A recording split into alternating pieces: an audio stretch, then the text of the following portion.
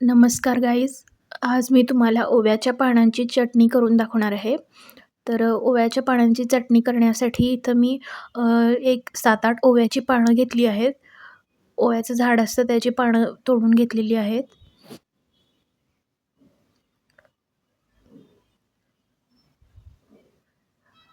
आता इथं 4 चमचे फुटाणे डाळ घेतली आहे.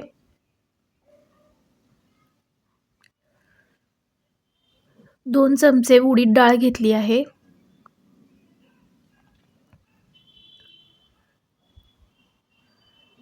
2 चमचे हरभरा डाळ घेतली आहे.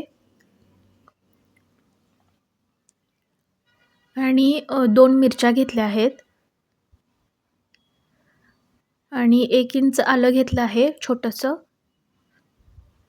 आणि 3 ते 4 लसणाच्या पाकळ्या घेतलेल्या आहेत. आणि खोबरं घेतलेलं आहे. छोटे 1-1 इंचाचे 3 तुकडे घेतलेले आहेत.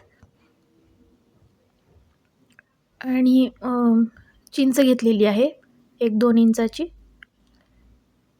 तर एवढं सगळं साहित्य घेतलेलं आहे.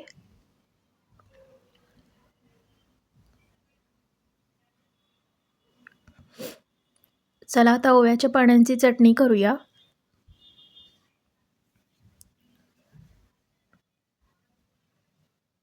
कढईमध्ये 1 टीस्पून तेल टाकलेलं आहे. थोडंसंच तेल टाकायचं आहे आणि त्यामध्ये उडीद डाळ आणि हरभरा डाळ भाजून घ्यायचं आहे.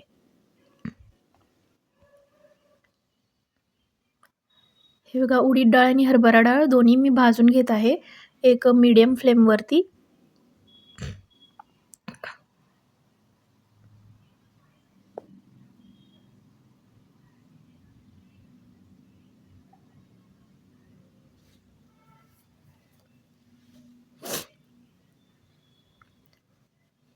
आता हे गोल्डन ब्राउनिश होईपर्यंत भाजायचं आहे.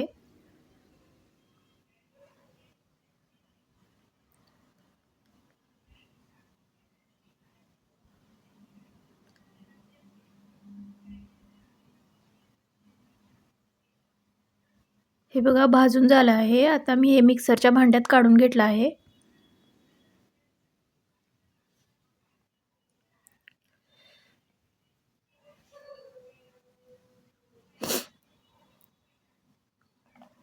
आता त्यामध्ये फुटाणे डाळ घालूया.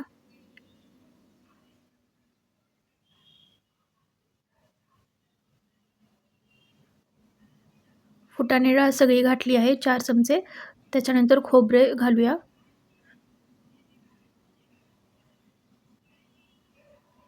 4 लसणाच्या पाकळ्या घालूयात. 1 इंच आलं घेतलेलं आहे ते घालूया. चिंच घेतली आहे ती घालूया. 2 मिरच्या घातल्या आहेत. आणि ही ओव्याची पानं घालूयात. त्याच्यानंतर चिंच घातल्यामुळे छोटासा गुळाचा तुकडा मी घातला आहे.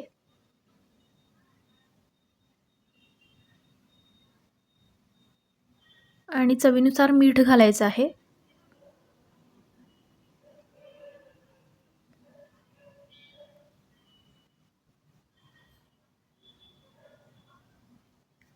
आता हे बारीक करून घेतलं आहे बघा मिक्सरमध्ये सगळं. आता त्याच्यामध्ये थोडं पाणी घालून त्याची कन्सिस्टन्सी थोडीशी हे पातळ करायची आहे.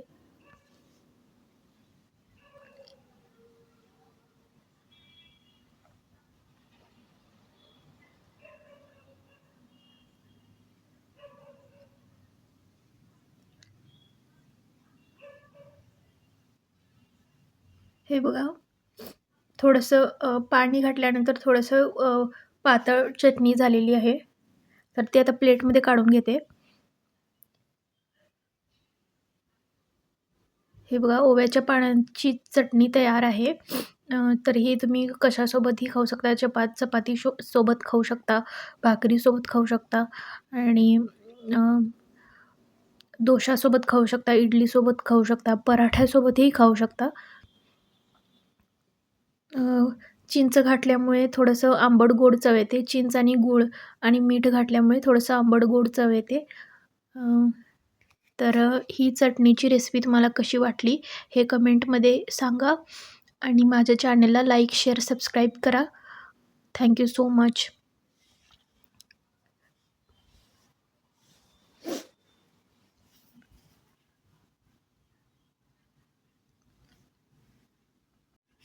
नेक्स्ट व्हिडिओमध्ये मी ओव्याच्या पानांची भजी ची रेसिपी पण दाखवते.